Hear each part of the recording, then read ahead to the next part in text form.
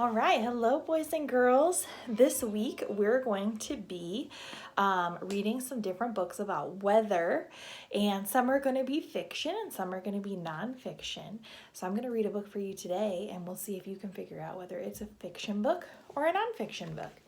And this book you may have read before, you may have seen the movie. It is called Cloudy with a Chance of Meatballs, and it is written by Judy Barnett and illustrated by Judy Barrett, and illustrated by Ron Barrett.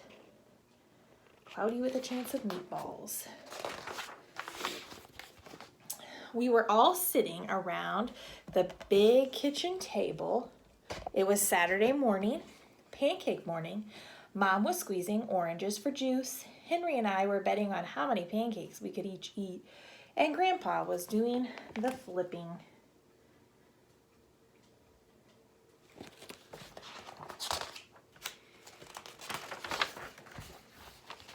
Seconds later, something flew through the air headed toward the kitchen ceiling and landed right on Henry. After we realized that the flying object was only a pancake, we all laughed, even Grandpa. Breakfast continued quite uneventfully. All the other pancakes landed in the pan, and all of them were eaten, even the one that landed on Henry.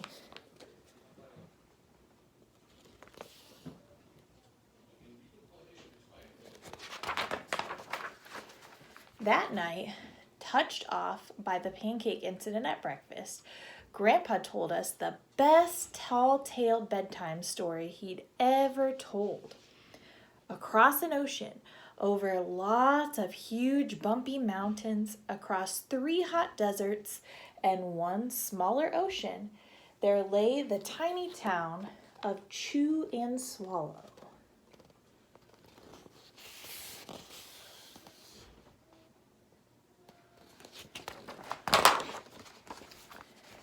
In most ways, it was very much like any other tiny town.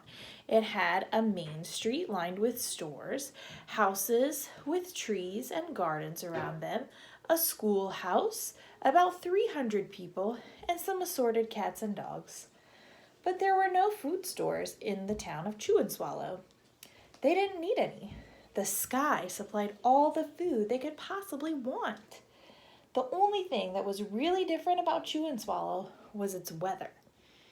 It came 3 times a day at breakfast, lunch, and dinner. Everything that everyone ate came from the sky.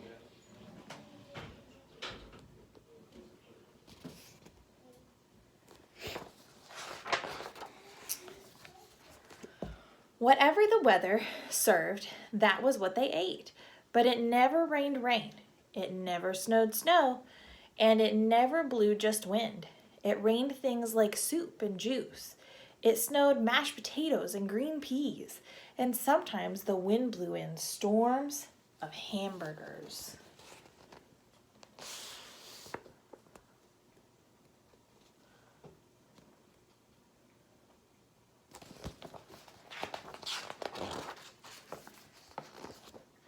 The people could watch the weather report on television in the morning, and they would even hear a prediction of the next day's food.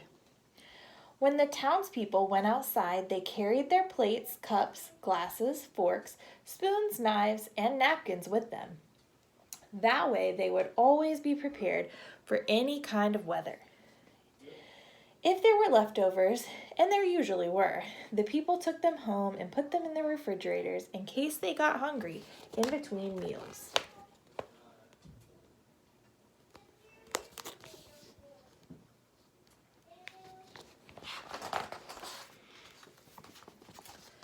The menu varied. By the time they woke up in the morning, breakfast was coming down. After a brief shower of orange juice, low clouds of sunny-side-up eggs moved in, followed by pieces of toast. Butter and jelly sprinkled down for the toast, and most of the time it rained milk afterwards. For lunch one day, frankfurters already in their rolls blew in from the northwest at about 5 miles an hour. There were mustard clouds nearby. Then the wind shifted to the east and brought in baked beans A drizzle of soda finished off the meal. Can you imagine what it would be like to go outside and food is coming from the sky? That would be so crazy. Dinner one night consisted of lamb chops becoming heavy at times with occasional ketchup. Periods of peas and baked potatoes were followed by gradual clearing with a wonderful jello setting in the west. The sanitation department of Chew and Swallow had a rather unusual job for a sanitation department. It had to remove the food that fell on the houses and sidewalks and lawns. The workers cleaned things up after every meal and fed all the dogs and cats. Then they emptied some of it into the surrounding oceans for the fish and turtles and whales to eat. The rest of the food was put back into the earth so that the soil would be richer for the people's flower gardens. So here's that jello mold that was for dessert. Looks like a mountain. And here's the sanitation department doing their cleanup job after the meals are over. Life for the townspeople was delicious until the weather took a turn for the worse. And then it says in a newspaper article, spaghetti ties up town, the Chew and Swallow Digest. I'll hold that up close so you can kind of see. One day there was nothing but gorgonzola cheese all day long. The next day there was only broccoli, all overcooked.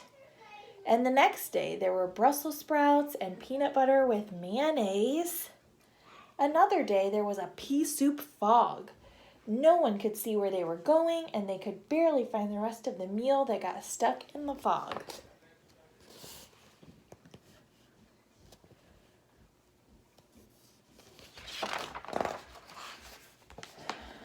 The food was getting larger and larger, and so were the portions.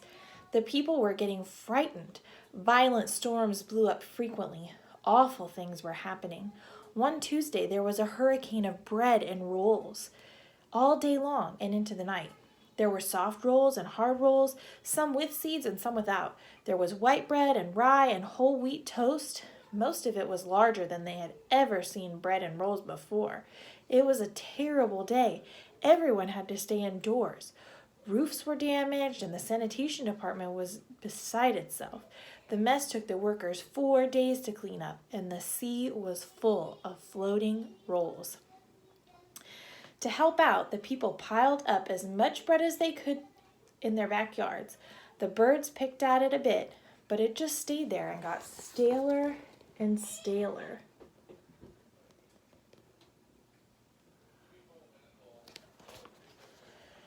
There was a storm of pancakes one morning and a downpour of maple syrup that nearly flooded the town. A huge pancake covered the school. No one could get it off because of its weight, so they had to close the school.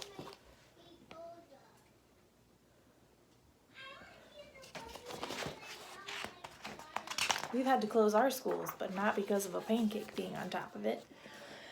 Lunch one day brought 15-inch drifts of cream cheese and jelly sandwiches. Everyone ate themselves sick, and the day ended with a stomach ache.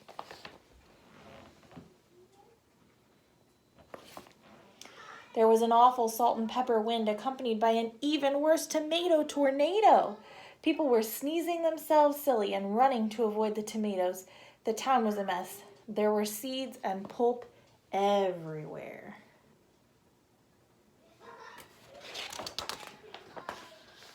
The sanitation department gave up. The job was too big. Everyone feared for their lives. They couldn't go outside most of the time. Many houses had been badly damaged by giant meatballs. Stores were boarded up, and there was no more school for the children.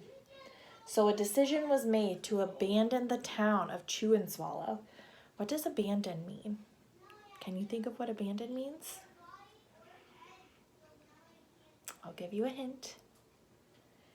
It means to leave somewhere or go away somewhere. Basically, they decided they were going to move to somewhere else to keep themselves safe. That's what abandon means. It was a matter of survival.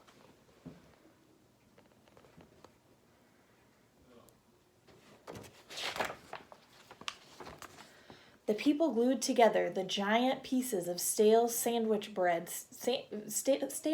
sandwich style with peanut butter, took the absolute necessities with them, and set sail on their rafts for a new land.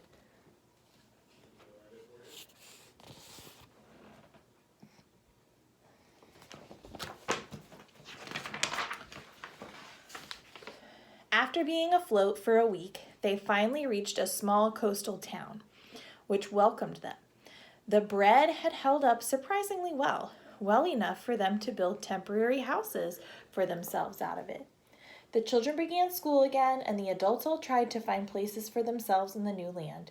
The biggest change they had to make was getting used to buying food at a supermarket. They found it odd that the food was kept on shelves, packaged in boxes, cans, and bottles. Meat that had to be cooked was kept in large refrigerators. Nothing came down from the sky except rain and snow. The clouds above their heads were not made of fried eggs. No one ever got hit by a hamburger again. And nobody dared to go back to Chew and Swallow to find out what had happened to it. They were too afraid. Henry and I were awake until the very end of Grandpa's story. I remember his goodnight kiss.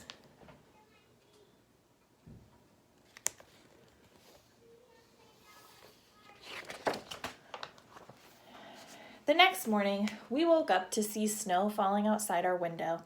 We ran downstairs for breakfast and ate it a little faster than usual so that we could go sledding with Grandpa. It's funny, but even as we were sliding down the hill, we thought we saw a giant pat of butter at the top, and we could almost smell mashed potatoes.